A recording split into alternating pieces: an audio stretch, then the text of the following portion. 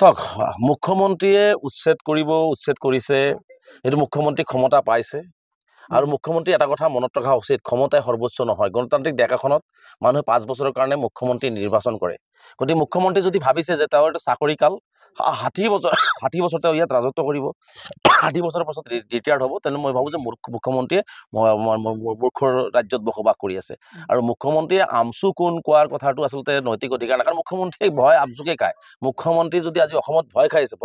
সেই আমচুকে খায় যাৰ কাৰণে তেওঁ আমচু কোন শব্দটো ইউজ কৰিছে কাৰণ আমচু হৈছে অসমৰ নিপীড়িত নিৰ্যাতিত সংখ্যালঘু জনগণৰ হৈ মাত মাতি অহা কাম কৰি অহা সংগঠন অসমৰ আৰ্থ সামাজিক শৈক্ষিক অসমৰ জাতি গঠন প্ৰক্ৰিয়াত অগ্ৰণী ভূমিকা গ্ৰহণ কৰা এটা সংগঠন আৰু মুখ্যমন্ত্ৰী যদি কোন মই প্ৰশ্ন কৰোঁ যে মুখ্যমন্ত্ৰী কোন একেপথে অসমৰ প্ৰতিজন মানুহে ক'ব যে মুখ্যমন্ত্ৰী এজন হিটলাৰী শাসক স্বৈৰাচাৰী শাসক মানুহৰ ল'ৰা ছোৱালীৰ মুখৰ ভাত কাঢ়ি লোৱা মুখ্যমন্ত্ৰী হিমন্ত বিশ্ব শৰ্মা মানুহৰ ঘৰ ভাঙি দি মানুহক বেঘৰ কৰা মানুহক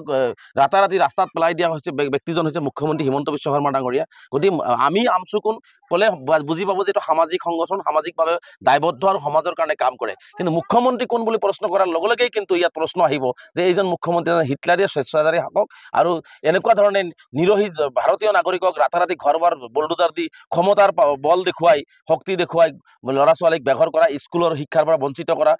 বিবিধা পিতৃ মাতৃক চকুৰ পানী মাটিত পেলোৱা মানুহৰ ঘৰ ভাঙি মানুহক ৰাস্তাত পেলাই দিয়া সেইজনে হৈছে মুখ্যমন্ত্ৰী এটা অন্যায়কাৰী শাসক গতিকে মুখ্যমন্ত্ৰী ডাঙৰীয়াই আমচু কোন প্ৰশ্ন কৰাৰ নৈতিক অধিকাৰ মুখ্যমন্ত্ৰী নাই আৰু মুখ্যমন্ত্ৰী এই কাৰণেই প্ৰশ্ন কৰিছে মুখ্যমন্ত্ৰীয়ে আমচুৰ আন্দোলনৰ ভয় আমচুৱে আন্দোলন কৰি যাব আপোনাৰ ক্ষমতা আজি আছে আপুনি উচ্ছেদ কৰিছে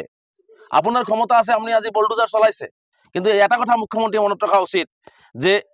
মুখ্যমন্ত্ৰী কিন্তু চকীখন চিৰস্থায়ী নহয় এদিনাখন আপুনি এই চকীখন এৰিব লাগিব অসমৰ ৰাইজে কিন্তু এই চকীখনৰ পৰা আপোনাক এদিনাখন নমাব গতিকে তেনে অৱস্থাত মুখ্যমন্ত্ৰীয়ে এনেকুৱা দম্ভ অহংকাৰী আৰু হিটলাৰী যি শাসনযন্ত্ৰ চলাইছে এইবোৰ মুখ্যমন্ত্ৰীয়ে বন্ধ কৰক অন্যথা কিন্তু অভিশাপ লাগিব চৰকাৰখনৰ অভিশাপ লাগিলে কিন্তু সেই অভিশাপ কিন্তু এই চৰকাৰখন দগ্ধ হ'ব আৰু চৰকাৰখন নিমিষতে শেষ হৈ যাব গতিকে মই আহ্বান জনাইছোঁ মুখ্যমন্ত্ৰী ডাঙৰীয়াক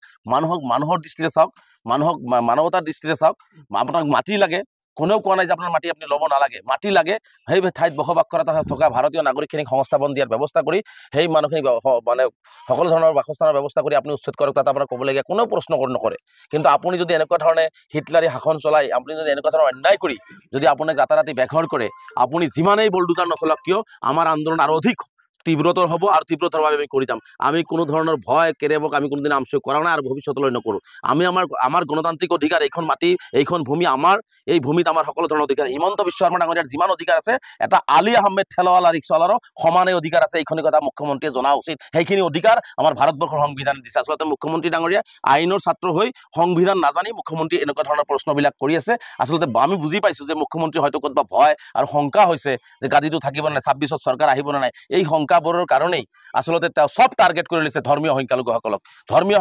তেওঁলোকে বলিৰ পঠাব যায় যি ৰাজনৈতিক গাদী সুৰক্ষিত কৰিব বিচাৰিছে মই ভাবোঁ যে মুখ্যমন্ত্ৰীৰ এই ধৰ্মীয় সংখ্যালঘুসকলক টাৰ্গেট কৰাটোৱে মুখ্যমন্ত্ৰীৰ আটাইতকৈ কাল হ'ব চৰকাৰখনৰ আটাইতকৈ কাল হ'ব বুলি আমি বিশ্বাস কৰোঁ আৰু অসমৰ ৰাইজে ইয়াৰ যোগ্য প্ৰত্যুত্তৰ দিব